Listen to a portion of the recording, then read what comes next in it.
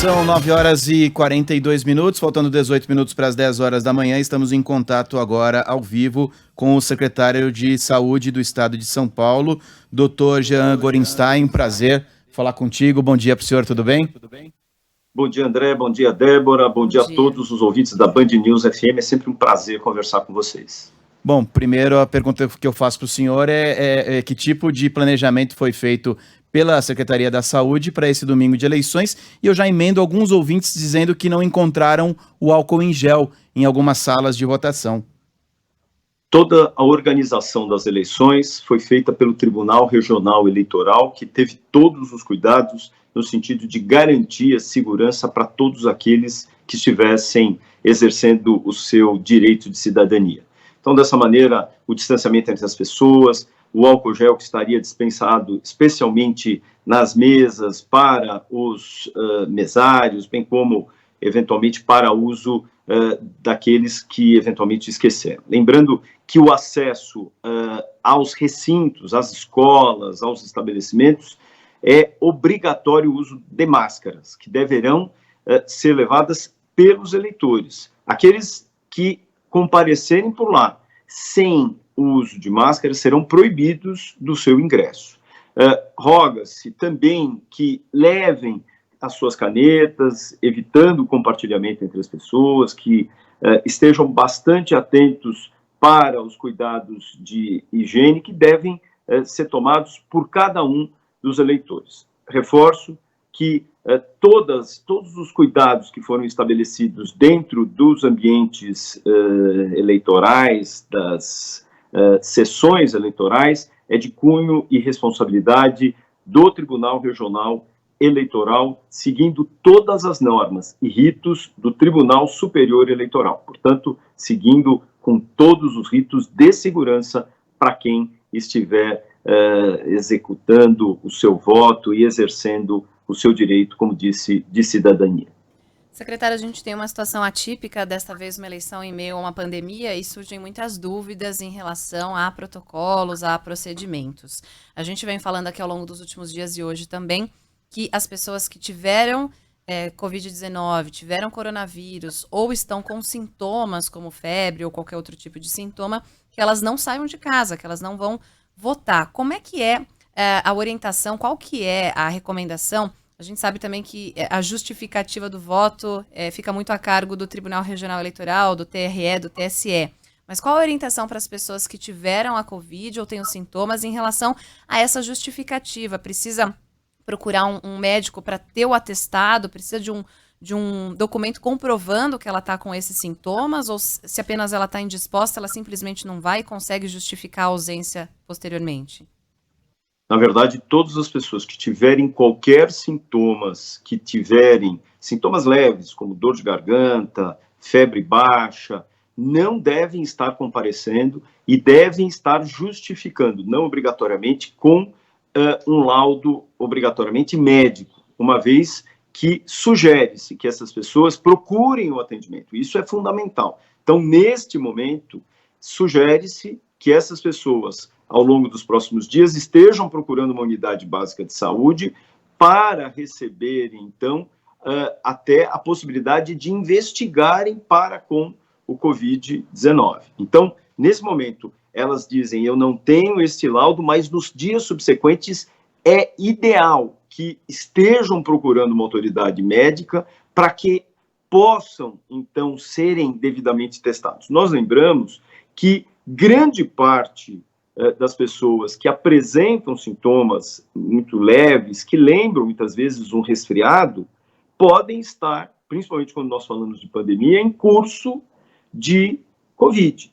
Então, é importante que essas pessoas não só estejam procurando um atendimento, especialmente amanhã, para a realização de exames que possam elucidar serem ou estarem com Covid, porque desta maneira elas poderão também promover uma proteção a quem está no seu entorno.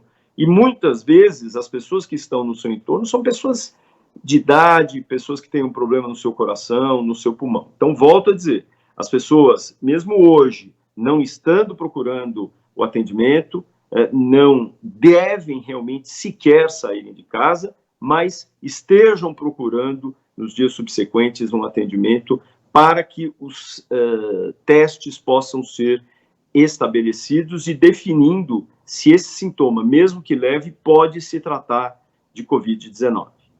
Doutor, claro que o assunto principal são as eleições municipais, mas eu queria aproveitar que estamos conversando ao vivo com o secretário da Saúde do Estado de São Paulo para perguntar justamente da situação do coronavírus no estado. A gente, ao longo desta semana, demos notícias até certo ponto preocupantes, e aí o senhor pode dizer que não, de algumas... de aumento de casos de internações em alguns hospitais da capital, em algumas cidades também do interior. Queria que o senhor, por favor, atualizasse a situação no estado de São Paulo. André, o que nós temos, os dados, por exemplo, que são reportados pelos municípios através do CIVEP Gripe, que é um sistema que vai para o Ministério da Saúde, nos últimos 9 dias só funcionou 2 dias. Portanto, esse sistema não está devidamente atualizado.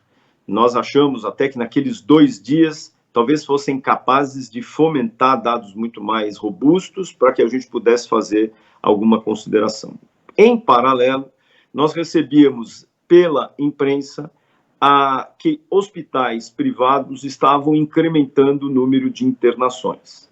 Nós acabamos estando em contato com alguns hospitais a partir da quinta-feira e observaram, e se observou que em alguns hospitais tiveram um aumento de 15% a 20% nas internações, sendo que, na maioria deles, hospitais de referência para outros estados. Então, 60% das internações eram referentes ao estado de São Paulo, ou município, ou de outras cidades do estado.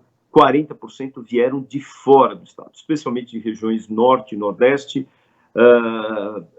discutindo se aqueles hospitais de referência. Por outro lado, o que nós temos observado, André, é um aumento de síndrome gripal.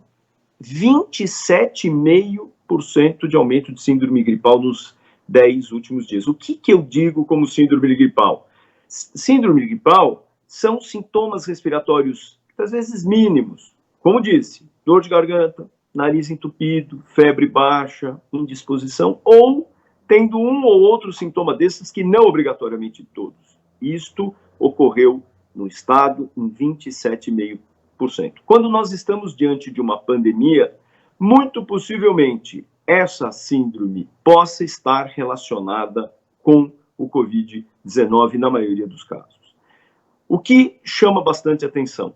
Chama bastante atenção que isso ocorre especialmente após um grande feriado, no dia 2 de novembro, mas ele mostra que as pessoas, infelizmente, estão saindo sem respeitar os ritos e as orientações que nós temos deixado de manter a vigilância entre as pessoas, todas aquelas normas sanitárias de distanciamento, uso de máscaras.